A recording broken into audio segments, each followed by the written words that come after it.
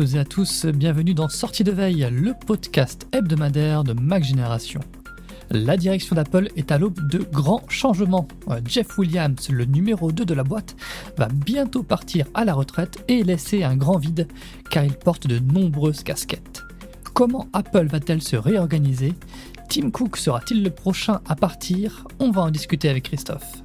Dans le reste de l'actualité, Meta a piqué à Apple un ingénieur clé dans l'IA, le Vision Pro pourrait avoir de nombreux successeurs, et Samsung lance des appareils pliants qui donnent enfin envie. Nous sommes le samedi 12 juillet, voici les infos de la semaine qu'il ne fallait pas manquer. Le développement d'iOS 26 et macOS Tahoe poursuit son cours avec l'arrivée en début de semaine d'une grande vague de bêta. On en est au bêta 3 pour les développeurs et les bêtas publics ne devraient plus trop tarder. Salut Christophe, est-ce que tu vas bien ? Bonjour Stéphane, ça va très bien et toi ? Ça va bien, ouais. Alors, tu en penses quoi de ce Liquid Glass qui est devenu moins transparent dans les bêta 3 ? Pas grand-chose à vrai dire parce que j'ai pas trop eu le temps de les tester. Moi, je focalise beaucoup sur un point, c'est sur iPadOS et mon iPad Pro et je trouve ça très bien dans l'ensemble. Mais c'est encore un petit peu lent. Alors, je sais que on en est qu'à la bêta 3 et ce genre de choses. Et t'as quel iPad Pro déjà ? J'ai un iPad Pro 12 pouces de 2020. Donc, il n'a pas de puce ouais, M. c'est pas le puce M. Ouais, donc il commence à récuser un petit peu son relativement vieux, ouais. Voilà, donc voilà. Et c'est pour ça que quand je vois les promos sur les iPad Air et les iPad Pro, ça me fait un petit peu envie. Ceci dit, pour en revenir à ta question, alors... j'ai vu que sur les réseaux sociaux, il y en a beaucoup qui renommaient Liquid Glass Frozen Glass. Ouais. Et je sais plus, peut-être que c'est Gurman, mais je suis même pas sûr, qui disait, à une époque, lorsqu'il y a quelque chose qui, entre guillemets, allait pas, il fallait remuer ciel et terre pour qu'Apple vous entende. Et là, maintenant, il suffit qu'il y ait, alors, 4 ou 5 personnes sur les réseaux sociaux qui s'agitent un petit peu, et Apple est étonnamment réactive et limite trop. Alors, comme j'ai dit, je suis pas en position de juger si ce que Apple fait bien, si ce qu'Apple a fait est bien ou pas. Mais voilà, on est passé. C'est vraiment, on le voit d'ailleurs pendant ce processus de bêta. Alors cette année c'était Liquid Glass, mais on se souvient, il y a quelques années c'était Safari qui n'avait cessé d'évoluer pendant ce cycle de bêta. Après, pour Liquid Glass, c'est pas juste 4 ou 5 personnes, c'était quand même assez, le sentiment, enfin l'impression était assez partagée que c'était même pas une impression d'ailleurs, c'était le Liquid Glass rendait des choses illisibles. Et donc ça, c'est le problème. Clairement, c'est massif, mais il donne l'impression de régler le problème à la hache. C'est ça qui est étonnant, ouais. Quoi. C'est vrai que maintenant, on voit les commentaires inverses. C'est que certaines personnes disent « Ah ouais, mais bon, on a perdu Liquid Glass, on revient à une version d'iOS un peu plus classique. C'est dommage, quoi. » Mais bon, ça se trouve, ça va encore évoluer dans les prochaines bêtas. On va suivre ça, ouais. On en est qu'à la bêta 3. Ceci dit, comme tu le disais, c'est sans doute celle-ci qui servira. Alors, je serais pas étonné qu'ils lancent la bêta publique la semaine prochaine. Ouais, sûrement. Et donc, c'est fort probable que ce soit cette version qui soit mise à disposition du public ou peut-être une version très légèrement modifiée encore, mais voilà. On va débuter le tour des actus donc avec l'info principale de la semaine. C'est bien sûr le départ annoncé de Jeff Williams. Âgé de 62 ans, le directeur des opérations d'Apple va partir à la retraite à la fin de l'année. Alors, entré chez Apple en 1998, Jeff Williams est devenu au fil des ans l'homme à tout faire de Cupertino. Donc, comme je l'ai dit, c'est le directeur des opérations, c'est-à-dire celui qui gère toute la chaîne de production à travers le monde. Un sacré boulot, mais c'est aussi le responsable de l'Apple Watch, le responsable des projets de santé et plus récemment le responsable de l'équipe de design. Alors Apple a eu le temps de préparer la transition. Pour le poste de directeur des opérations, pas de problème. C'est Sabi Khan qui collabore avec Jeff Williams depuis des années qui va prendre la relève. Mais pour tout le reste, comment ça va se passer, Christophe ? Et surtout, la question qui brûle les lèvres, c'est est-ce que Tim Cook, qui a 64 ans, est le prochain qui va faire ses valises ? La retraite en France, l'âge de départ légal, c'est ? Je sais même plus parce que ça change tellement. Autour de 65, mais voilà. Bon, alors le Tim Cook de Tim Cook s'en va, comme on l'appelait. Ouais. Alors, quand on a commencé à imaginer un potentiel successeur à Tim Cook. Son nom a figuré, mais il a été assez rapidement retiré. Il a éventuellement le profil parce que c'est quelqu'un d'assez complet, c'est pas un simple directeur des opérations, il a aussi une vraie appétence pour tout ce qui est développement produit et ce genre de choses.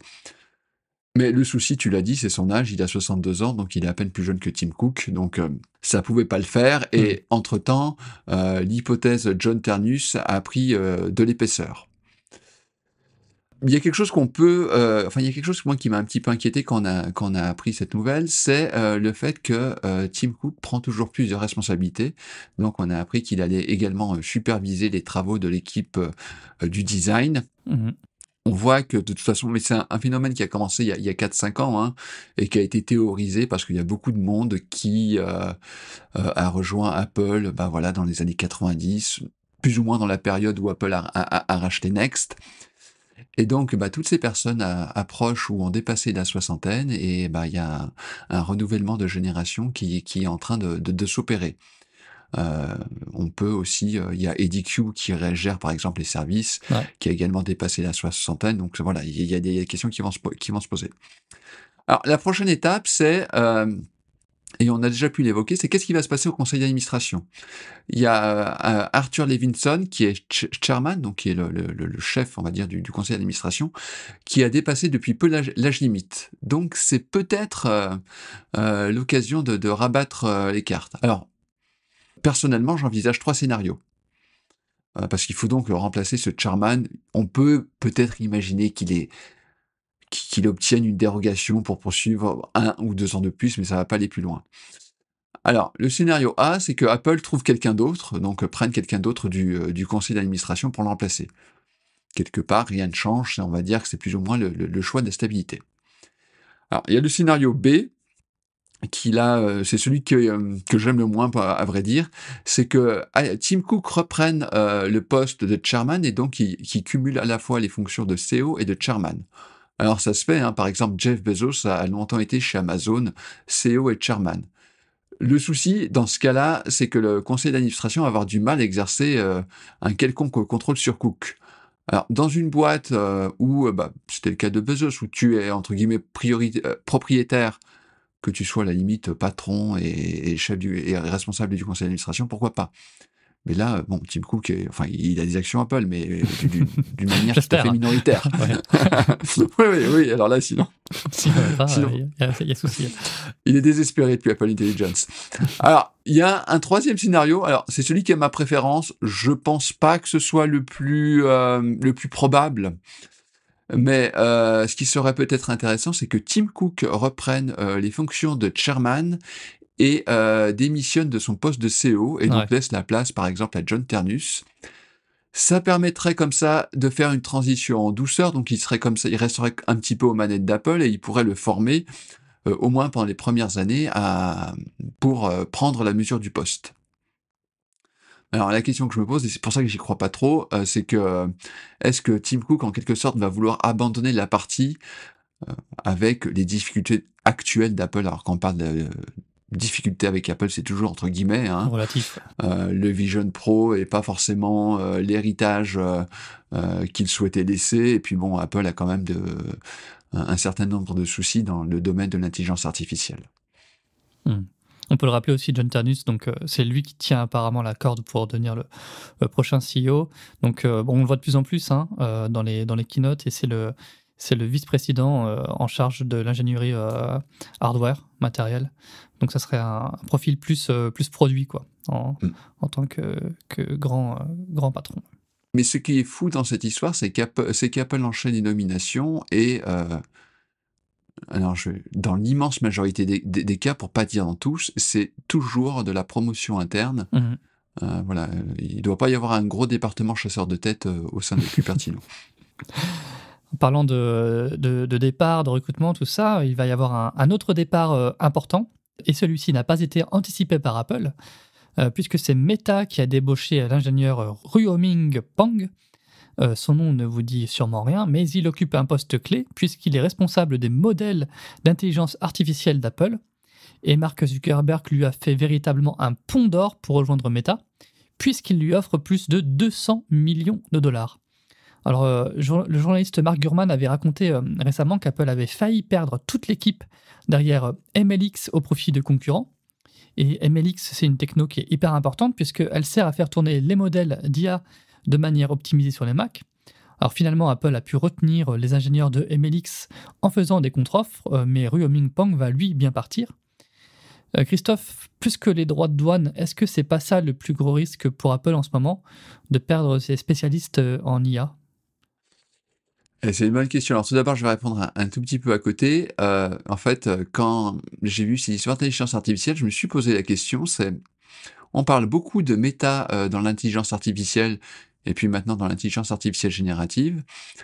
Et pour parler comme mes enfants, méta dans l'intelligence artificielle, c'est surcoté ou pas surcoté?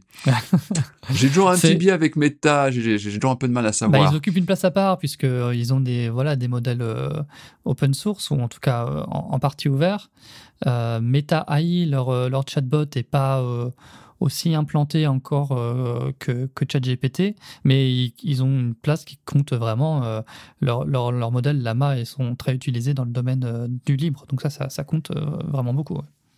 C'est ça. Alors j'ai demandé, je me suis amusé parce que je suis un gamin.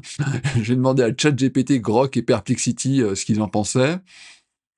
Alors je parle vraiment de l'intelligence générative. Alors c'est vrai que Meta investit énormément.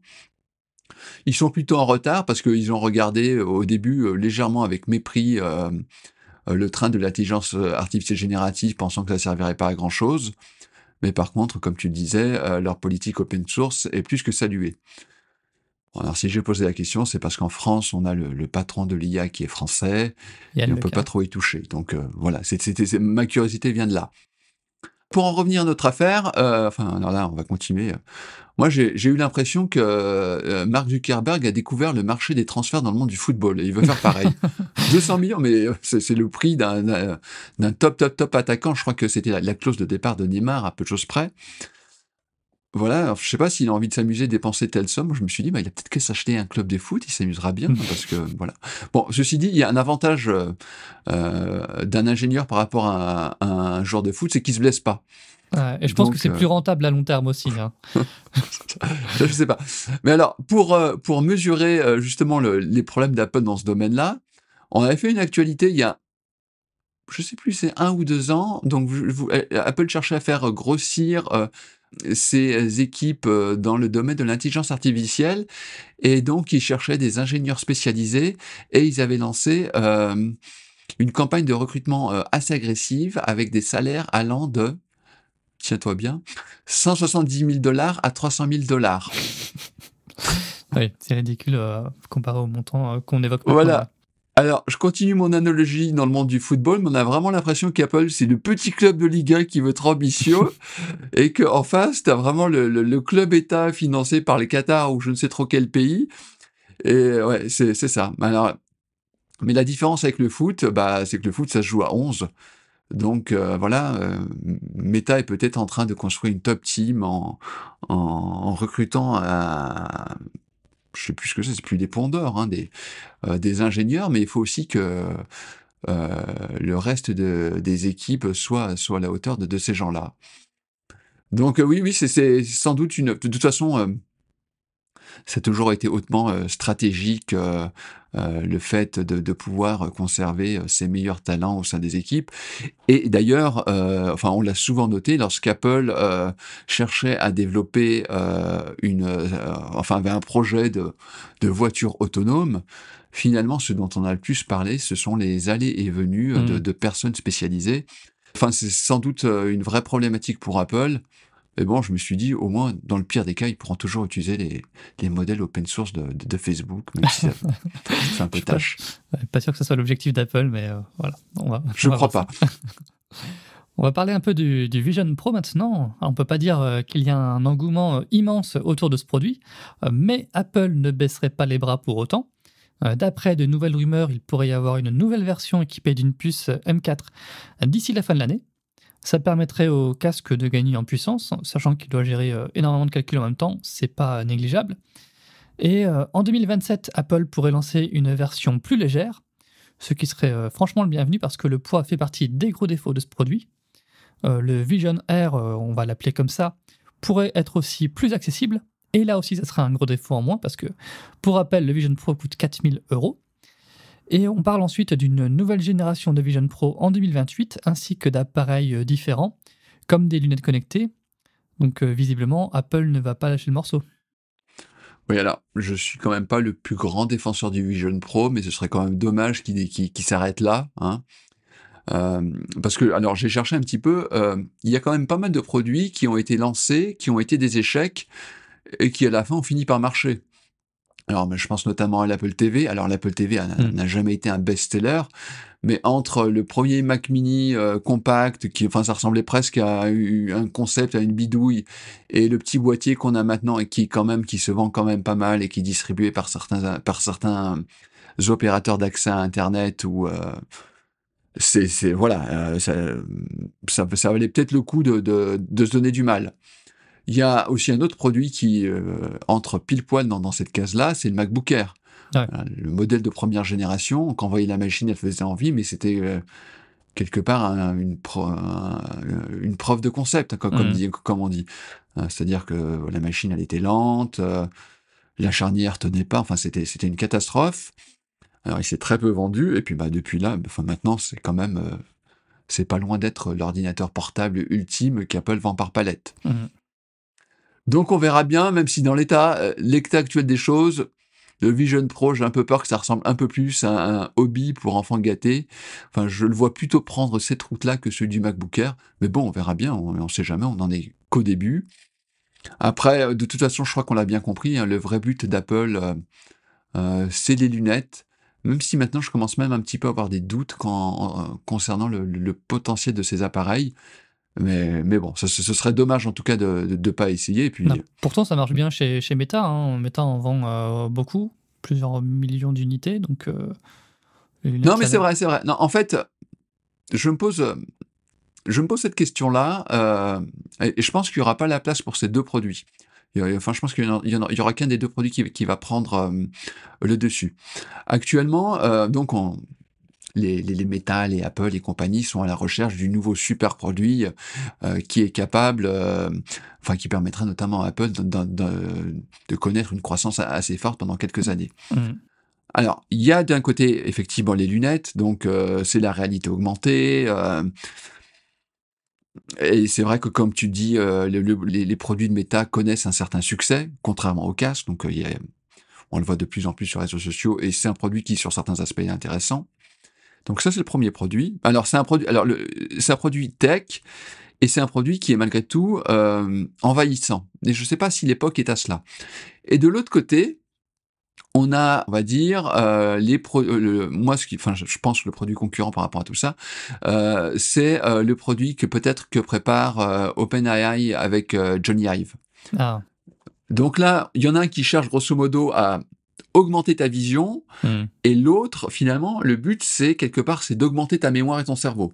C'est pouvoir de te rappeler de tout, d'avoir une sorte d'assistant qui te permet de faire tout un tas de choses. Je pense qu'il n'y aura pas la place pour deux best-sellers comme ça en même temps, et quelque part, le consommateur va choisir entre ces deux appareils assez rapidement. Et je suis très curieux de savoir lequel des deux va prendre le lead. Enfin, il n'est pas impossible que ces deux produits à la fin soient des flops, hein, on n'en sait rien. Ou qu'ils fusionnent. Voilà, je pense que... je vois bien aussi, pourquoi pas, une IA qui est intégrée après dans les lunettes.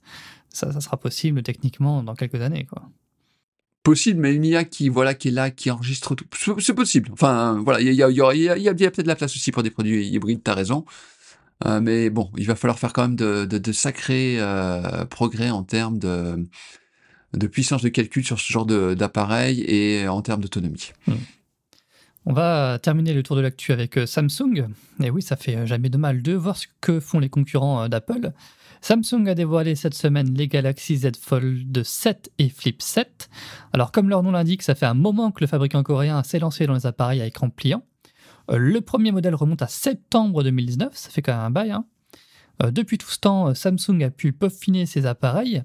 La grande nouveauté de cette année, c'est la finesse. Le Fold 7, celui qui se plie comme un livre, fait 8,9 mm quand il est fermé, Alors, c'est pas beaucoup plus épais qu'un iPhone 16 Pro Max qui fait 8,25 mm. Et ouvert, ce Fold 7 est ultra fin puisqu'il fait seulement 4,2 mm. Là, on arrive carrément aux limites de ce qu'il est possible de faire avec le port USB-C. Et Samsung a également amélioré la pliure au milieu de l'écran, qui est plus discrète qu'avant. D'après les premières prises en main, c'est le premier Fold vraiment abouti. Il est grand temps qu'Apple lance son iPhone pliant, non? En termes de nom de produit, Flip 7, Flip, Flop, pas avoir peur quand même. Puis il y Hein. a le Z devant, je sais pas pourquoi ils gardent le Z devant, c'est Oui, vraiment alors, c'est ça, compliqué oui. à prononcer. Quand j'ai réfléchi au nom du produit, alors juste avant un truc, il y a une actualité qui est un peu passée inaperçue et pourtant qui mérite qu'on revienne sur ça. C'est toujours à propos de Samsung, bien évidemment. Ouais. C'est le S25 Edge Oui. qui serait pas le carton espéré. Non, effectivement. On doit quand même se poser des petites questions chez Apple. Il doit y avoir une petite angoisse concernant cet iPhone Air qu'on attend pour la rentrée. Mais pour en revenir à cette histoire de nom, il y a aussi, je me suis posé la question, cet iPhone, il va s'appeler comment? Ouais, iPhone Fold, ça ferait bizarre, mais Ouais, je sais pas qu'est-ce qu'ils pourraient trouver. Donc le R, c'est déjà utilisé, et puis ça s'y plierait pas trop. C'est le cas de le dire. Ultra, mais Bah pourquoi? non, Ultra, Ultra, pour moi, c'est plus associé au Pro Max, tu vois, ça devient un Ultra. Non, vraiment, Fold, mais bon, c'est pas très original, ouais. En tout cas, pour en revenir à ces histoires d'iPhone pliant, bon, il y a un faisceau de rumeurs qui laisse entendre que le projet avance bien, qu'on valide petit à petit les différentes étapes devant mener à la production de ce produit-là. C'est sûr que, comme tu dis, moi, ce qui m'étonne quand on voit les produits de Samsung, c'est leur poids, 215 grammes pour le Fold, 188 grammes pour le Flip. Bah, c'est enfin voilà, on a des iPhones qui sont Aussi lourd. autrement plus simples, qui font ces poids-là. Mhm. Après, enfin, et c'est ce que beaucoup de gens ont relevé dans les commentaires, j'attends quand même de voir l'autonomie de ces produits-là. C'est ça qui m'inquiète un peu parce qu'il y a quand même beaucoup d'écrans et des batteries qui n'ont pas l'air énormes. Eh bien, écoute, merci pour ce retour sur l'actu, Christophe. Bon week-end. Bon week-end à tous. Bon week-end à tous, et puis la semaine prochaine, ça sera notre dernière émission de la saison avant les vacances. À la semaine prochaine, salut à tous.